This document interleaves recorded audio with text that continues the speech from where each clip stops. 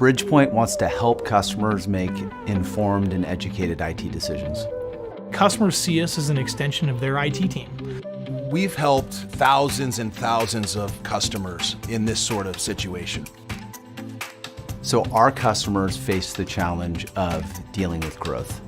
The best thing right now in the market is there's a lot of choices. It's also the worst thing in the market right now. So I think most of our customers have, they make decisions every couple years. We help customers make decisions every day, and we really align ourselves with what the customers are trying to accomplish. Better thing about it is that it's not just saving them time, they're making a better, more informed decision. We vetted all these suppliers, we looked at all these costs. For someone to do that on their own, it could take a month. For us to be able to do that for them in a matter of weeks is compelling.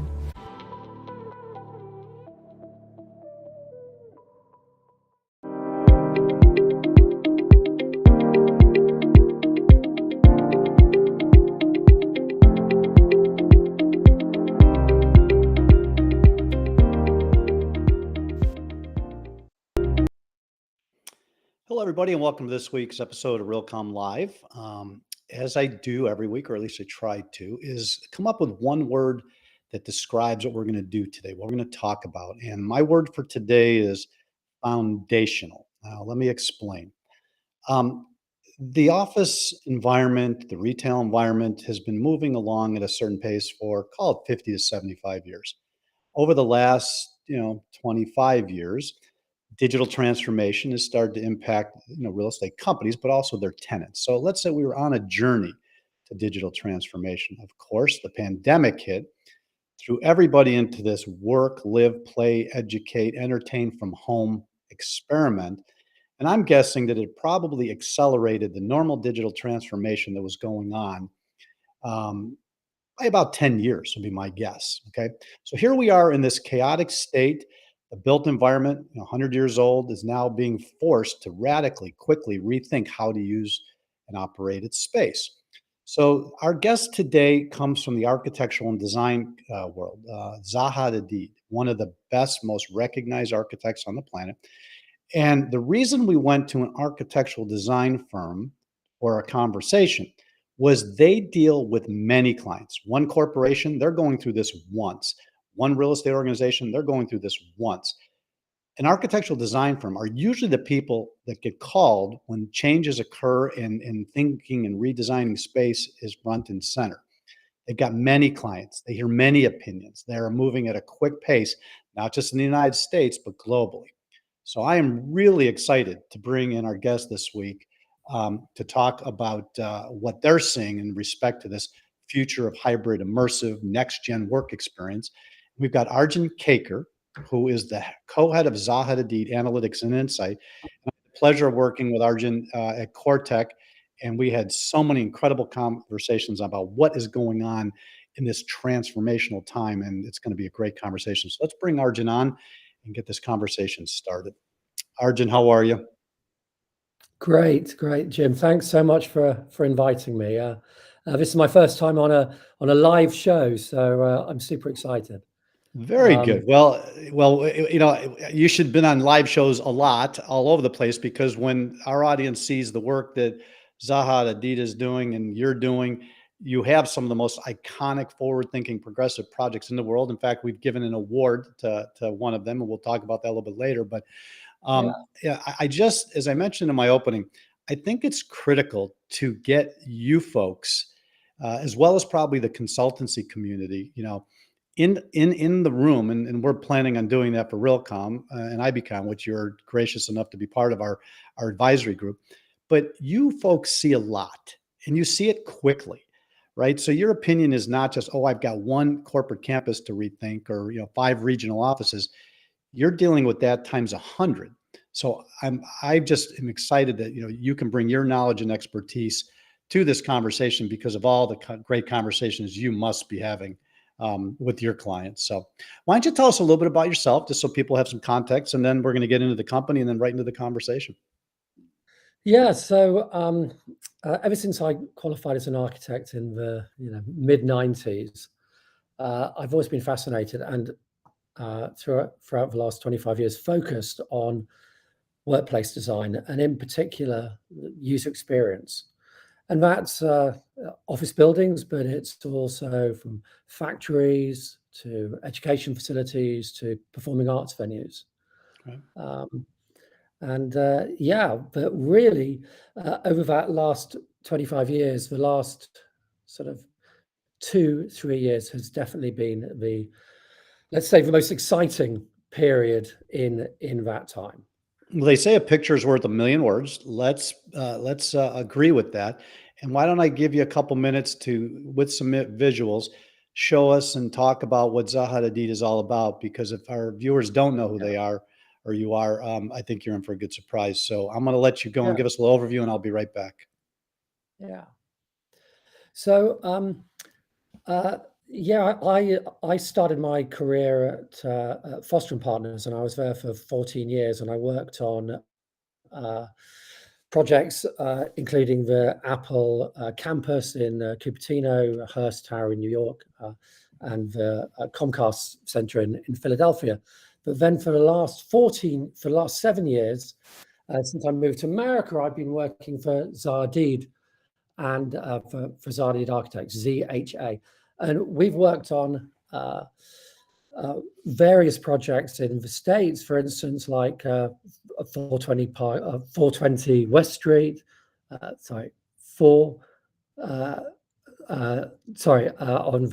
the High Line, and also 1000 Museum in Miami. And most recently, I've been working on projects like Unicorn Island in China, which is a huge kind of mega office island. We're a practice of for 500, I think, architects now, and as you can see, we work globally. And we're probably most known for flowing, organic, really beautiful kind of forms of architecture. But behind that, we really focus on user needs, and we really focus on technology, whether that's building technology, construction technology, design technology, or smart building technology, because really for us, that's so key to creating efficient, productive, sustainable, and cost-efficient buildings. All right. So we're going to spend a fair amount of time talking about your project specifically as it relates to those attributes.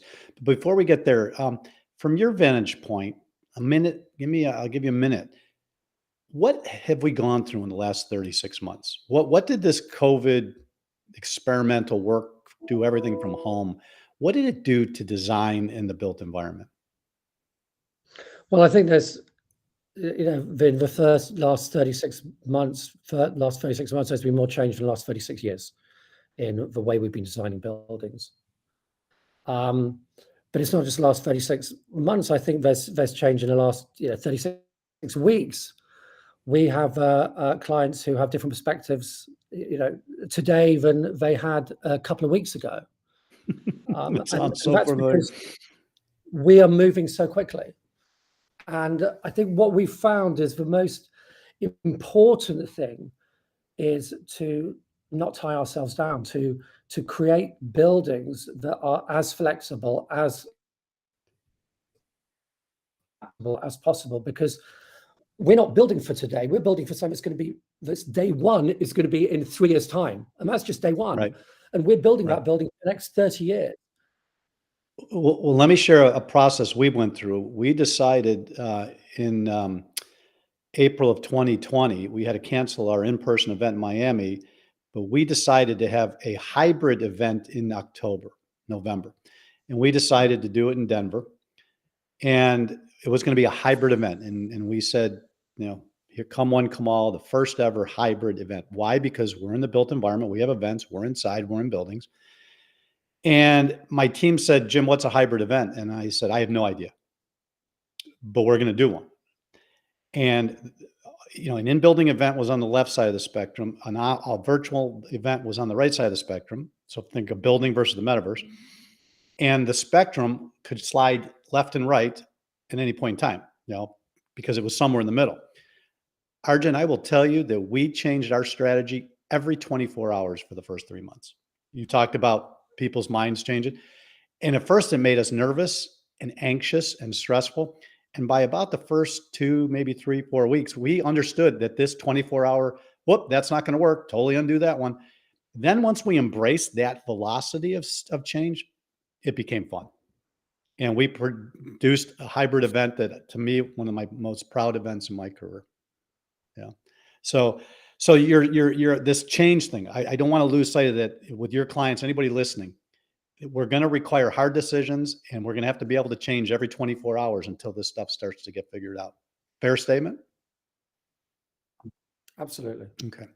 All right. So let's go to a couple of your projects, but let's do it in the context of what do you think is the future of work, hybrid, virtual, metaverse? There's all these different words that we have to come together to explain what this stuff is. What do you see in the next 36 months? Well, I think it's all of them, and not just for the next 36 months. I think, for the next 10, 20 years, I really feel that all of them are just as relevant. The physical bricks and mortar office building, digital environments, working from home, hybrid, metaverse, whatever that ends up being.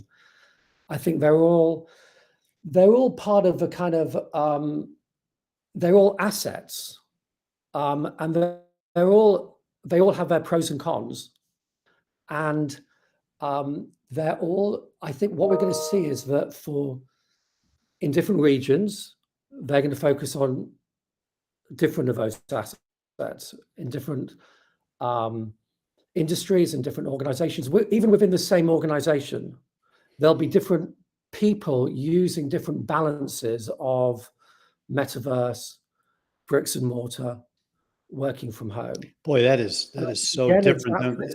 That's so different from what we're used to, where even real estate companies who think themselves as being innovative, they're 90% brick and mortar. And what I think I just heard you say was it could end up being 50-50, and that is a brand new world.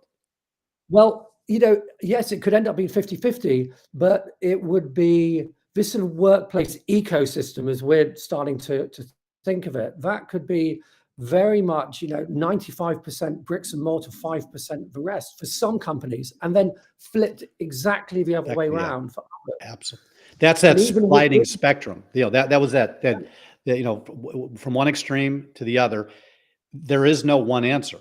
And I think even for particular organizations, there's no one answer.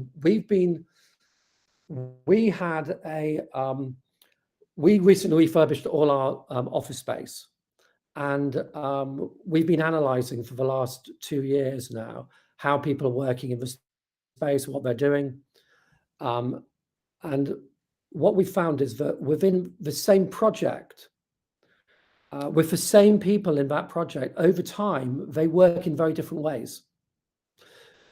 So say even on a competition, before we win the project, at the beginning of a competition, everyone wants to be in the office so they can all collaborate and they can all share ideas. Near the end of a competition, everyone wants to be at home. Right. And that could be just a 6-week competition, but they all want to be at home so they can just grind out the final presentation work. They want to completely focus. Interesting. Not be distracted by anything. They want to be able to sleep all day and work all night if they want to. They can, and so it's a complete shift, and that's just in a 6-week period, and that's with the same people. Right.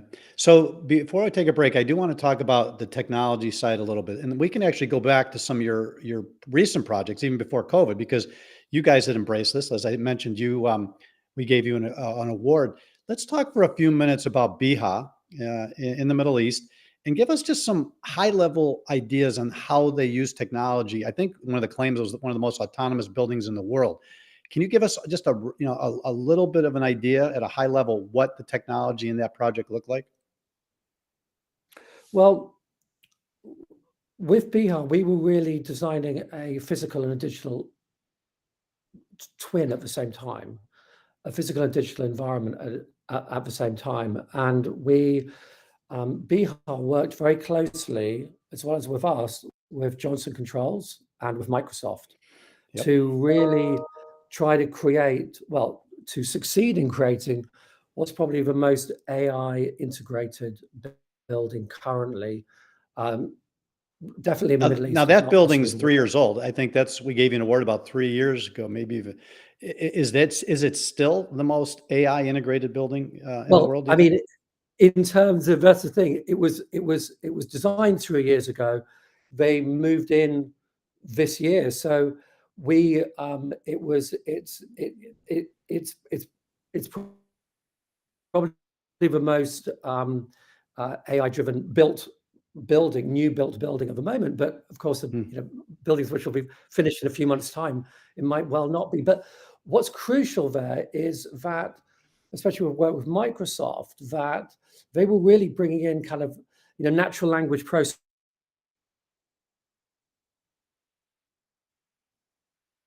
But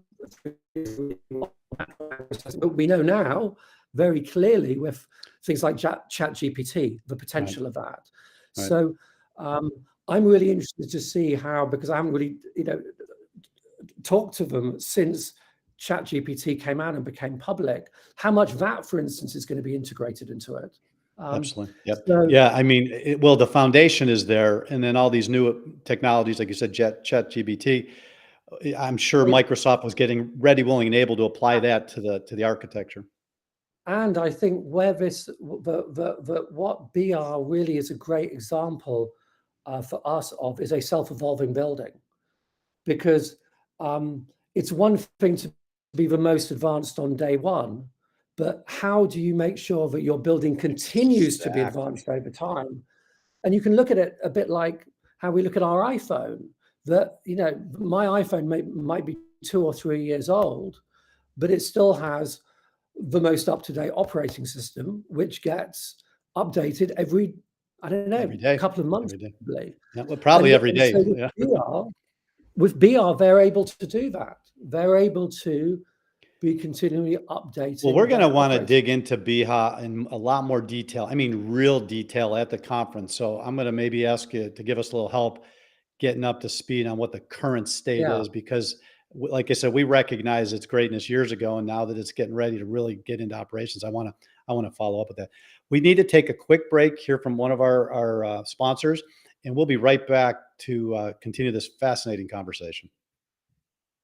Teams working in silos can't deliver high-performance results like healthy indoor air quality or zero energy because team members set goals independently, which leads to delays, wasted money, and missed targets. With Oros 360 technology, we define common objectives from the start, predict building performance before construction, using digital simulation and modeling to deliver the highest performance at the lowest possible cost. And you get proof that your building achieved the outcomes you paid for.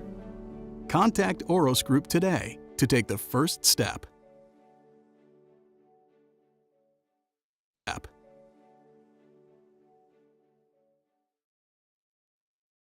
All right, boy, I'll tell you, during the break, I'm thinking, God, we need 2 hours. We only got a few minutes left. All right, so, and obviously we're going to be hearing a lot from you over the next 30, 40, 60 days, right up through the conference. It's going to be an exciting time. So let me ask you this. So now we've established you, Zaha Hadid, incredibly innovative, come up with BIHA before the pandemic. The pandemic hits, your phone's ringing off the hook, everybody's confused. What are some of the things you're seeing now, or even the questions you're hearing now from some of your most innovative clients, really wishing to push the envelope? Are they really talking to have a metaverse copy of their companies? And what are you hearing on the street from the most innovative people? Yeah, well, one thing that's very interesting for us is that some of the clients that we're hearing just from the most innovative clients 3 years ago, they were talking about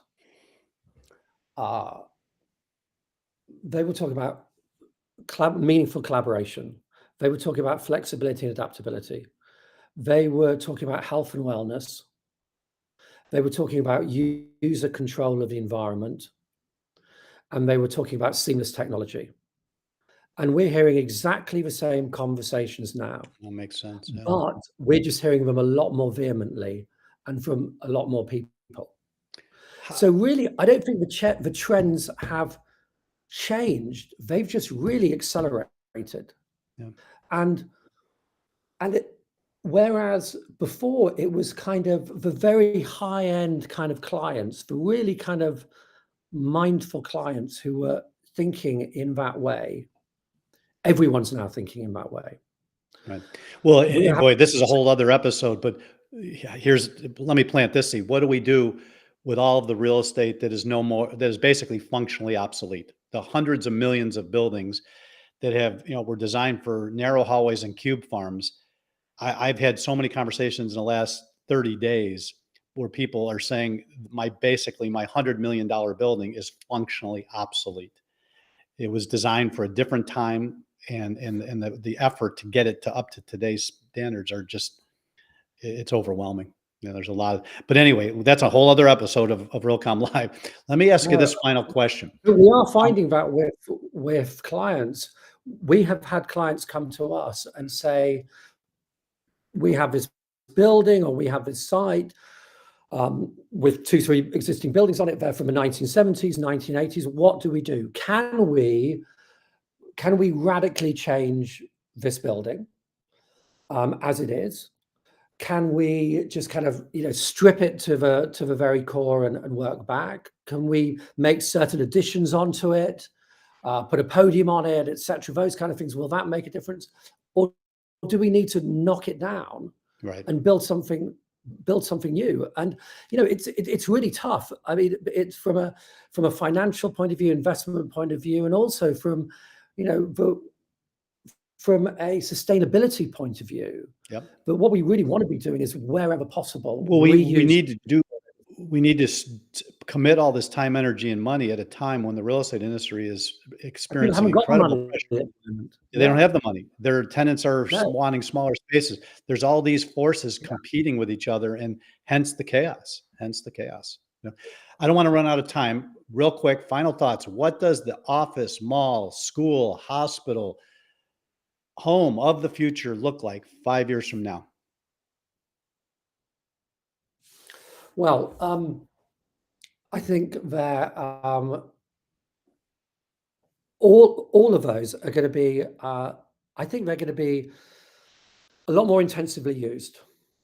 So they're going to have to work much harder. We aren't going to see buildings used 8 hours a day anymore. We want to see buildings used 12 hours, 14 hours a day, maybe by different user groups at a time, maybe and so much more intensively.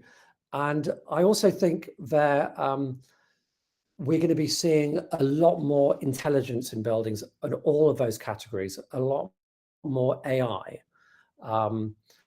And I think we're going to see buildings which are a lot more collaboratively used, a lot more. They're really going to be spaces for people to come together, and they're going to be much more about experiential spaces. And of course, we've seen that in the last few years in retail, and that's only going to, because people can just buy stuff online, but it's really experience, and it's going to be the same with the office building as well. But much more experiential. Well, I would say, I mean, we've been thinking about this for a long time, right? Me, 25, 30 years, you 20 years.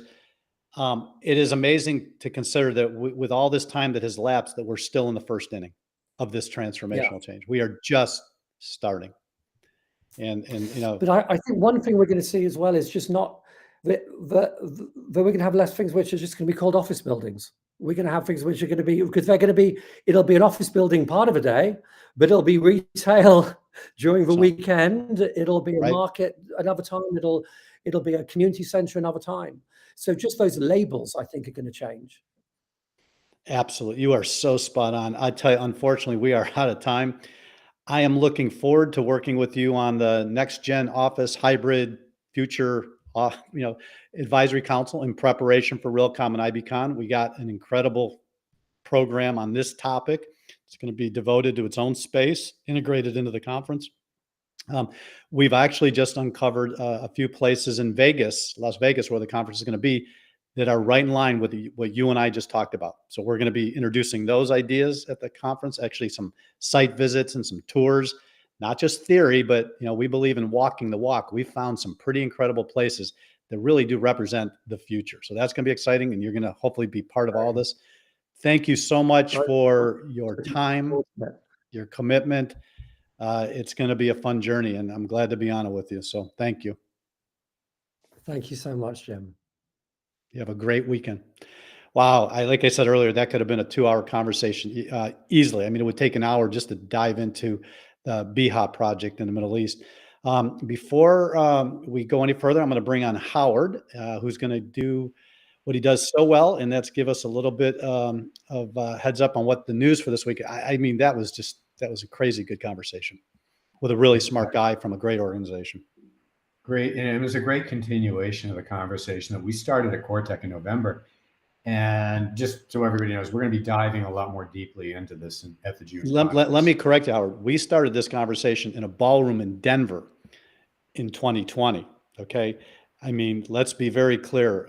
We are part of the built environment. We decided to have a conference in the middle of a pandemic, and we transformed that ballroom into something that was never done before. And that was at least we've been on this journey for a long time, but that was a stake in the sand and said, we're going to try to understand what hybrid means. Yeah. I stand corrected. That is very true. I don't like to blow our own horns, but we don't just talk about this stuff. We dive in, roll up our sleeves, and experiment ourselves so we can experience firsthand, and we can bring that insight and knowledge to the industry. So let me get out of your hair. I know we got some good news, and I'll be back when you're done. Yeah, thanks, Jim. I have a few news highlights from our weekly news briefing that goes out every Thursday morning. If you don't see it in your inbox, just go to realcomm.com, click on news, subscribe, and you'll get a copy every Thursday. So I'm going to open this week's news briefing. GSA, General Services Administration, they just debuted their Workplace Innovation Lab earlier this week. They completely reimagined a 25,000 square foot space located in GSA's headquarters as a workplace R&D lab so they could gain insights on new developments in office sustainability. The goal was not only to provide more flexible working space for federal employees, but really to make federal workspaces more inviting and people-friendly as agencies implement return to work policies. Now, the space features, of course, sensors throughout the whole office to provide visitors with information on occupancy, reservation times, temperature, air quality, other climate data within the building.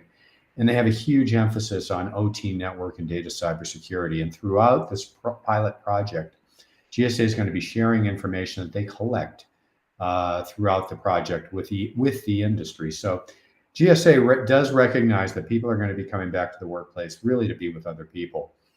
And that, excuse me, the future for federal portfolio is going to be quote unquote smaller and smarter buildings. So you want to keep an eye on this and other GSA programs. So next, now this technology kind of snuck up on us. I can't say that we saw it coming this quickly, but how is ChatGPT going to be used in commercial real estate? So this guy, Filippo Incravia, doesn't know much about poultry. He's actually a real estate broker, not a farmer, and he needed to identify a possible warehouse distribution center for a poultry client. And he'd typically do hours of research on the poultry industry, but by using the AI chat by ChatGPT, Incravia found what he needed to know in like 5 minutes. It's becoming apparent, for better or worse, that AI technologies are going to find their way into mainstream traditional business processes and everyday tasks. They're there now, but even more so in the future. More and more folks are using OpenAI's free bots to produce conversational answers to inquiries rather than just pre-programmed chatbot responses to questions or having to resort to manually scraping the internet for search results. Now, I'm not sure. There's a lot of conversation about will this actually replace humans in the workplace? But I tell you, one thing's for sure, the genie is definitely out of the bottle on this. And we can't forget, every technology has a light and a dark side, and we need to stay vigilant that our tech isn't working against us. So next story, for any of you who've attended Realcomm IBCon since 2012, you know we feature a smart building best practice showcase where we bring 30 some odd real estate execs representing some of the most iconic smart building projects from around the world. And they come in an environment where they can mix with the attendees in a highly interactive poster type session. And every few weeks, we highlight one of these project profiles in our weekly news briefing. And this week, we're spotlighting the world's first net zero energy multifamily tower, 303 battery in Seattle's Belltown neighborhood, which is developed by Sustainable Living Innovations out of Vancouver. Prefabricated modular 303 battery is pushing the boundaries with the latest high performance panelized prefabricated building design and low voltage energy infrastructure. It's nearing completion, and this 15-story building features ground floor retail, 112 units, 27 of those units designated as affordable, and the smart living technologies give tenants a beautiful, comfortable home that produces no greenhouse gas emissions. Read about this groundbreaking project and watch the link to a video showing the actualized panel construction process in the smart building profile in this week's briefing. Finally, how secure is our EV charging infrastructure? As more electrical vehicles hit the road, we're going to need more EV chargers. And the downside is that cybersecurity risks, they're growing with the charging infrastructure, and cyber criminals are really starting to pay attention to the vulnerabilities in both EVs and EV chargers. Now, the risks range from disruption to operations to charger networks to take over the networks to be used for DDoS attacks, theft of customer private information, and fraudulent payment for EV charger use. And we've seen ransomware attacks to hijack charger message screens, sometimes with vulgar, objectionable, or political content. And ultimately, some of these attacks could lead to disruptions in the power grid. So this great article dives into the security best practices for EV charging ecosystem and drives home the reality that cybersecurity will be a perpetual battle and one we can't ignore. So folks, that's just a couple of this week's highlights. Lots going on. Check these out more in this week's briefing. Have a great weekend.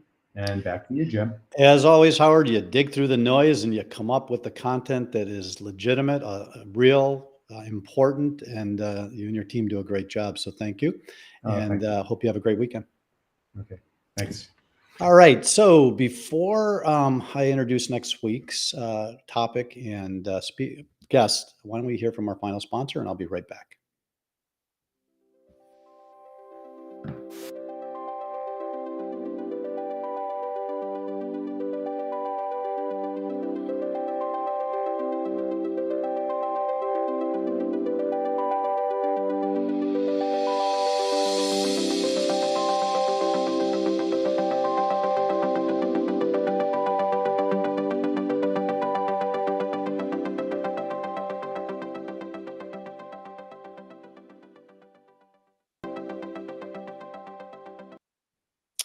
All right. So next week, boy, we have just got a power panel. We're getting ready. Actually, have been getting ready for a couple months now. RealComm and IBCon are in June. It seems so far away, but it's going to be here before we know it.